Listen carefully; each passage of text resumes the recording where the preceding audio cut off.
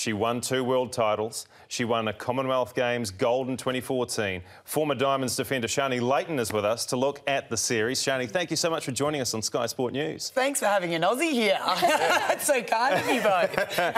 We're open, yeah. Sometimes we allow it. Yeah, OK, I'll take it. Look, you would be pretty up close and personal with this Australian camp. Now, how are they coping with somewhat of a role reversal? New Zealand on top for a change. Yeah, look, it's really tough for the girls. I'm actually not in there as much as not what I would like to, but, you know, I've been there before, and so I like to give them their space, and, you know, it's time for them to experience their own journey, I guess. But it is absolutely tough. The Aussies are really well known for winning. There's a lot of pressure on them from their home country, but I think, you know, they're really focused on their task at hand. It's only been the first game. They would have loved to have got the win, but it was only 1 goal at the end of the day, and it still is a really inexperienced Australian side. At the World Cup, they probably had one of the most inexperienced teams going in. No excuses. Everyone needs to step up on the day. Sounds like excuses to me. Yeah. Well, you need to use them every now and again. So it's just about focusing on what they need to do. But I really love listening to Laura Langman and hearing them say that they're changing things up, because at the end of the day,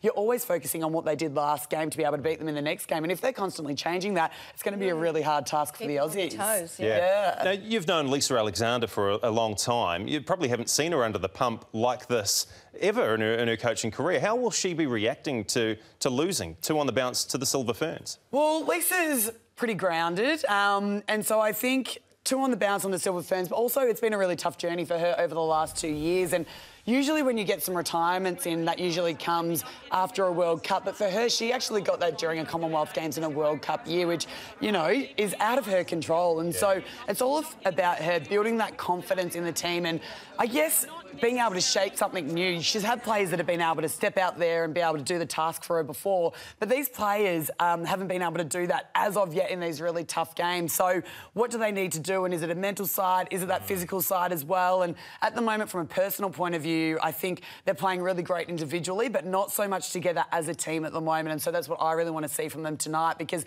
if they're going to break down this Fern side that are doing so well, they need to be able to do it as a team. And you talk about building confidence and the mental game and whatnot.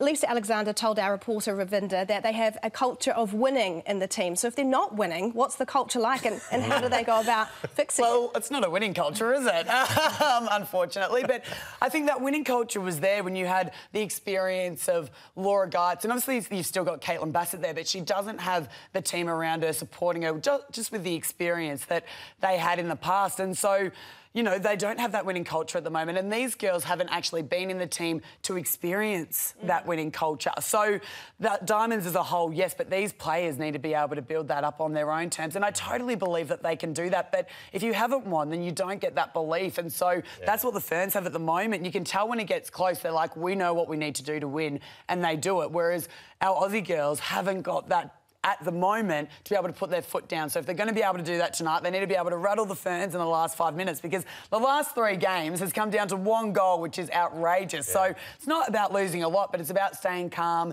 in those minor minutes when, you know, they had the lead at the end of the last game, but they gave it up. So it's about staying calm and doing the job out on court. I want to talk about mental strength, because that's a term that's been bandied about recently about the Australian Diamonds, that they're lacking mental strength. How fair is that? Mental strength, it's an interesting one, because they're still out there on court, they're still competing at the top, and, you know, there's over 1 million netballers in Australia, so they have to have a fair bit of mental strength to be able to get to where they are and train as hard as what they do. So I think it's more about the winning mentality more than mental strength. They're all extremely strong girls, but it's about knowing what it takes to win and about getting that intercept in the last quarter. It's about getting that goal in when it counts at the end, and that really only comes from experience, putting yourself under pressure at training. So I totally believe that the girls have the mental strength to be able to do it. It's just about gaining that experience. And when you look at the Silver Fern side, you know, they've only had Casey Kapua who has retired, but Laura Langman, who's arguably, even in Australia, one of the greatest netballers of all time, who can calm her team down, you know, helps their defenders. Jane Watson, phenomenal in goalkeeper at the moment, getting those intercepts when they need. Maria Folau, and I've never seen Amelia Ann Ekenasio play so well in her whole entire life. So, you know, they've taken time to come into their own, and I think you'll see the same from the Diamonds, hopefully tonight, but if not, that's definitely a building block for them. Sharni Layton, you've been phenomenal this morning on Sky Sport News. I hope your team loses heavily. Thanks for coming in. We appreciate your time. Thanks for having me. Go Diamonds.